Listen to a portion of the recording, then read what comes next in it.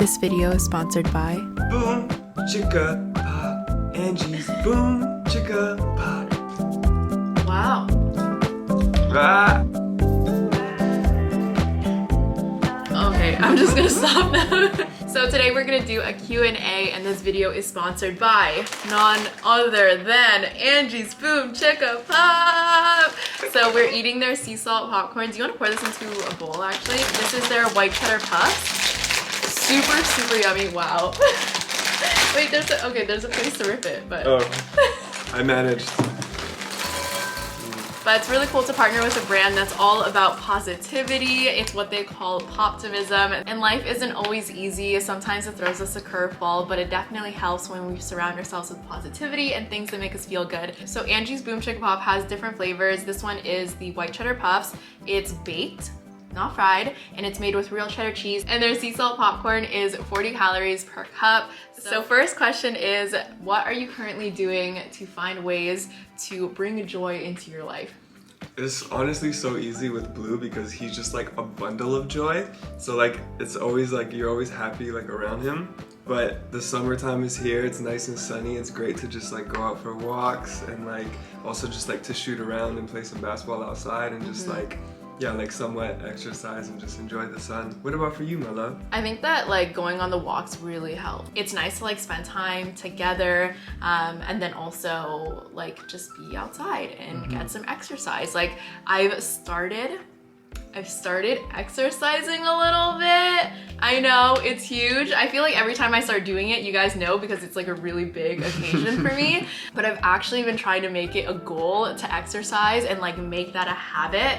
So far it actually does make me happy. I think mostly because of like the feeling of joy that I get when I have the willpower to like push myself to do it and show up for myself. I've never ever been that type of person. I know, growth is crazy. Let's just hope that this like carries through. But I feel like also being really comfortable with like us doing things separately. Like we work together, we live together, we eat together, we're in each other's lives all the time. And for me, like doing my nail art, just like doing a really long extended skincare routine, organizing my closet, it makes me feel like a whole person again. Okay, second question. How do you remain optimistic, especially during these times, these trying times? It's hard. I would say like how I stay optimistic is like building on our home and like decorating it, making it like as comfy and as like cute as possible. Like recently we added like a little tea station to our bedroom, and that's been like so great for your little nightcaps. Like you have a little tea and like you don't have to go to the kitchen and back and stuff. Like you can do everything there in your bedroom where you can like really wind down. So I feel like when my space is really cluttered, then my mind is also really cluttered. To be able to clear it, like we recently cleared out our bathroom and made it like really intentional about the things we want in there. We made it like as beautiful as we could make it, and I feel so good when I walk in there. I feel calm. Yeah, just like surrounding yourself with like things that make you feel good. And I don't think that it's frivolous or vain to feel that way. I think I talked about this in my last video where I felt for a long time like if I cared about the way that I look, then that was vain, and like that's, you know, like there's other important things to worry about. But no, like you should feel good every single day about yourself and your body and the things that are surrounding you, eating good food. What are your biggest dreams and aspirations right now? Biggest dreams and aspirations, I would say, is for us to like own a home. I think that would be the best because like what we really witnessed or experienced now is how much we love like decorating and like changing up the home and really personalizing it. And I think if we owned a place, we would feel less bad about like we want to do something that is like an investment. Yeah, we want to like paint the walls. We want to like, I think it would be so cute to do like a little mural in Blue's room, but then the thing is like you can't take it. So we've been thinking about getting like wallpaper for the walls and stuff, which is like a good alternative. But yeah, I mean, it's like you can't make like the cute archways and just like a lot of like the kind of like windows infrastructure, bathroom, like appliances, stuff like that. So yeah, I think that is our biggest goal right now. To like 100%. Own a place, because then yeah, we can do so much. Yeah. And like I know that we will like do so much when we do own it. So I mean, like, that's why we've been like hustling, grinding, like we're trying to save up money, and it's hard.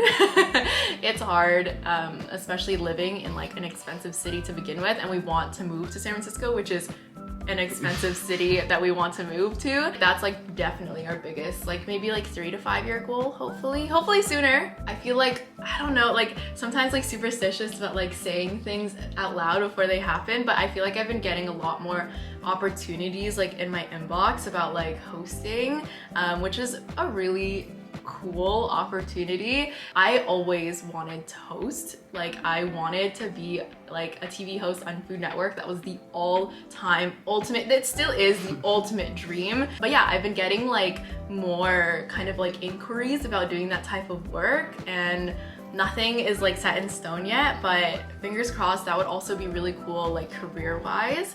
How do you find time alone as busy parents and to do things you like to do together? It is hard. It's really hard. I feel like in the past we've been like, okay, let's go get like a hotel stay, we'll get your mom to babysit Blue, and we'll go to the spa, and like it just, none of those things like actually feel like what we want to do. What we want to do is just like veg out, watch some 90 Day Open Fiancé. a bag of ANGIE'S, BOOMCHICKAPOP, and just watch some shows. Yeah, all we do is just like hoard our snacks into our bed and just watch reality TV shows. And that's the best. Like honestly, it's a staycation. It's a staycation, and that's all I want. You know, like why spend money to go somewhere else or do other activities that will probably just make you tired? Instead, just stay at home and then have your baby playing next door with grandma.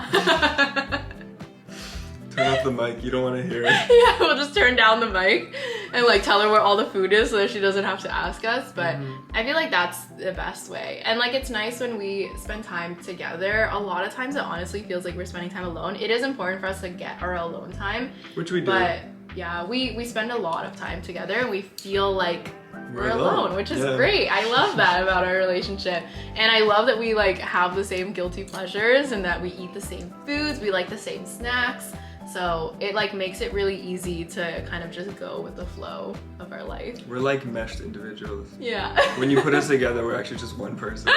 It's actually insane. Like we talk about that all the time, and like how is it that like an American Vietnamese girl and then like a Serbian Canadian boy are just like the same person? And like growing up we had some very similar experiences or like reactions to experiences. Like it's just really, really interesting. Some would say soulmate. Oh! I blew it. You ate it too fast. I blew it. Okay, well the next question was guilty pleasure TV show, and I just said it. It's 90 Day Fiancé, the whole franchise. People always want to know who our favorite couple is, and I feel like favorite in which way? Like favorite as like the most frustrating, or like I feel like in all the most ways. like you guys like are perfect for each other? I think there's none. There's none. That's the best part about it. I don't know why it is that we love this show so much, but we've been watching it for like 3 years or something, and he kind of watched The Bachelor growing up with his parents, like when he was in high school maybe, and I never really watched reality TV show growing up. It's just chef's kiss. It's but the we best. have some other ones too that we kind of like dived into. We watch a lot of Drag Race. We've watched every season of Drag Race together. Marrying Millions. Marrying Millions is a great one. There's a trend here. What is your favorite thing about Blue? How cute. That's a cute question. Favorite thing about Blue? That's the thing. There's just like everything about him is just like. I think it's like when he goes from not smiling to looking at you and then smiling. That's just. It's the cutest thing. I would say like his voice. We started feeding him Greek yogurt and then and he loves it. He loves it. So like I started teaching him because I was like, when he wouldn't open his mouth, I'd be like, say ah, and then he like picked it up. He just started doing it, and it's so cute. So cute. I'm just holding the spoon, and then he'll go ah. And Nina and I, we just die. We just like melt. It's so cute. Okay, next question is, how do you plan on instilling optimism in Blue and or future children? So I feel like with most parenting, it's modeling. I think that's like the most important key thing, because I can tell Blue like, look at the bright side, and like, you know, like try to, even saying that, I guess. But you have to live it, essentially. Yeah, you have to live it. You have to like be. Yeah, because I mean, they're gonna just like mirror what you do. But for the most part, every challenge that I've encountered in my life, like I've tried not to let it change who I am. And like, I try to still be soft and very like happy and open. I think having a very open heart is a really beautiful thing. That's like my favorite thing about myself. And I feel like I'm pretty optimistic about everything. Like I was very optimistic about love, even though I got hurt like a lot. But I continually was like, no, there's somebody out there for me. No, like you're on the right path. It's okay. So I feel like it's just modeling that behavior for them. And then also, when he is in those situations, when he's older, being able to talk to him and like have him understand, because I think emotions are just so messy, and to have somebody help you kind of not like tell you what you're feeling, but like ask you what you're feeling and have that space to listen. To communicate. Yeah. These are all idealistic things. I hope that we can like deliver this and actually execute We'll when he's older, how it goes but in a few years. Yeah, I think that we're both very optimistic, playful, positive, happy people. And I feel like, like kids by nature are like very happy and optimistic, and I think like trying to preserve joy. that, right? Like not kill it or not squish it in any way. Okay, next question is, what is your go-to quarantine activity? I feel like we make up a lot of games. I don't know if this is not a quarantine activity, but we make up a lot of games. I think this is just our personality. Like, I feel like we're just children together. Yeah, like we'll do something, like usually Dayon does something like funny or embarrassing, and then I somehow turn it into a game. Like I think when I was pregnant and Dayon was like feeling my belly, somehow it turned into like a game of, okay, close your eyes and then guess nose or finger. And like Dayon would either, yeah, and so like Dayon's nose or like his finger, and like we would just play that. We make up so many, and I can't think of all of them, but we do some of them with Blue now too. I feel like we do it with his toys too. Like, yeah. These are toys for toddlers. Yeah, they're like, yeah, so like we still find entertainment. It was like a book where it was like kind of like a Where's Waldo, like where you're trying to find different objects, and we're like, okay, who can find it the fastest? Okay, ready, go. And like we'll both just be in Blue's room, we're all hanging out and we're just doing stuff like that. So I mean, we find games in everything, which is great. How has being a mom or dad affected your identity? I've talked about this a lot, I feel like, but being a mom has been rough for me. An identity crisis. How has it messed with affected Not messed with, wow, negative connotations. The way it affected me the most is like, I want to be the best version of myself and portray that, so that it's a way for him, because like we said earlier, like they kind of mirror the way that you are and the way that you act. So yeah, it's kind of like, okay, what I'm doing is being watched, and I want to be the best version of myself because I want him to be the best version of himself and have the best role model. So I feel like I've talked about this a lot in my other videos, but kind of where I'm at now is understanding that I don't have to be any specific way. I don't have to dress any specific way. You don't have to be the cliche, the traditional. And I don't have to feel distressed about the fact that I'm not doing that. Just literally continue living your life. And it's hard. It's hard to like move through a transition that is huge and like life-changing in every other way, and still just be like, nope, but you're still just like steady on your course.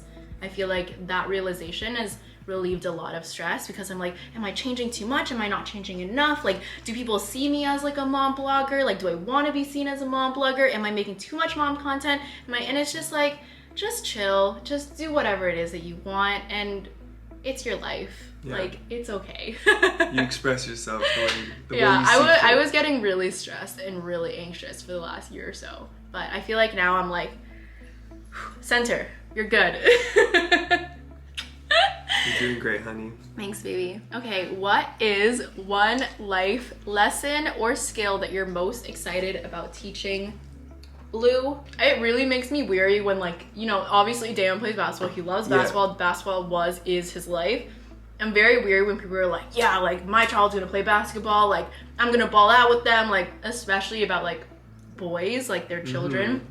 So and that was I'm very weary of that. And but that was Blue never my intention. Loves it. He loves basketball. It is in his ancestry. It's in his genes. It's in his genes. It's just in there. In his blood. I mean, at least for now. He's showing interest in it now. And again, it could be just mirroring activity because I love basketball and he's seen me play as well. And so like, yeah, because it's really cute to just like see him like pick up a ball. But essentially, when he's older and when he like actually genuinely shows interest in that, like I'm so excited for just the way that I plan on teaching him and the way that I plan on like building that environment so it's not stressful for him, but like for him to actually excel and grow. We both talked about how we're very much like jack of all trades, master of none. Like we're not great at anything. We're not like experts at anything, nor do I want to be. I feel like we both enjoy just dabbling in a lot of different things. So I feel like that keeps life very interesting. Like we've done wheel throwing together. We're gonna start like rug tufting. I started like dabbling in the foray of making candles, and I'm enjoying all of it. I love this for me. So yeah, that's what I want to teach him. I would love if he like learned to cook. I think that's just like a great important life skill. So I would love to teach him to cook, and dance would be really cool.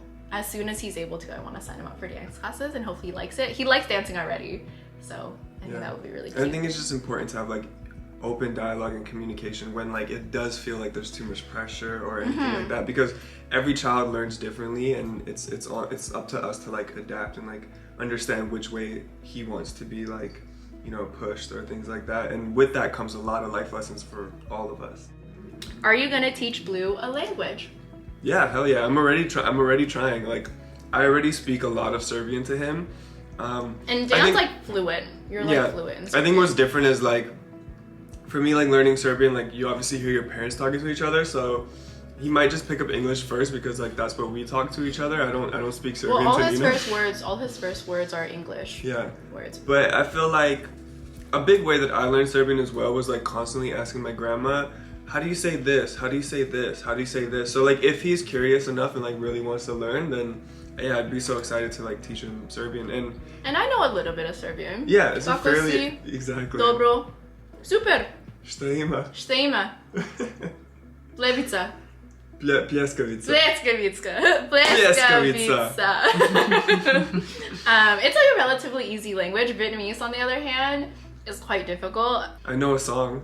He does know a song. I understand, I've talked about this before, but like I understand very basic Vietnamese, like any Vietnamese that like your parent would tell you essentially, like, did you eat yet? Like, go take a bath, like things like that. I completely understand. But when it comes to like speaking it is very different because they're two very different ways of learning. And like from a very young age, like there wasn't a huge emphasis for me to learn the language as much as there was to learn English. And Vietnamese actually was my first language because it's my parents' language. But we were learning the language together, essentially. Like my parents immigrated to America and Canada like when they were teenagers. So they were learning it essentially kind of the same time that we were learning it. So we like spoke English a lot together. So it does make me sad that I don't know it as much as I should. Yeah, I think I would really like Blue to learn some Vietnamese. So I'll teach him as much as I know. Would you want him to learn a language separate from the ones that we know? I think that as many languages as he can learn, that would be amazing. I mean, a worldly person. Oh, is he crying? He is crying. He is crying. Should we go get him? Yeah, let's go get him. I'll be back. On that note. Hi, baby. Good morning. But our last question is, what is your favorite thing about being young parents? And I feel like lots of things, honestly. I feel like we're still pretty hip with the times, you know? No, not actually. But I feel like we'll still be really young when Blue is like his own adult, which is really cool because then we'll have like a whole life ahead of us still. Blue's getting hungry, so I'm gonna wrap this up now. But if you guys do want to buy yourself some Angie's BOOMCHICKAPOP, they are bomb. I highly recommend. They are available at select major retail locations, and I'll leave the link in my description below to their Facebook page so you can learn more about them, check them out, and that is it. Thanks for hanging out with us. I'm glad you guys got to see Blue for a little bit, and we're gonna go hang out now. So, peace. Bye-bye. Bye. Say bye. Say bye, Blue. Bye-bye.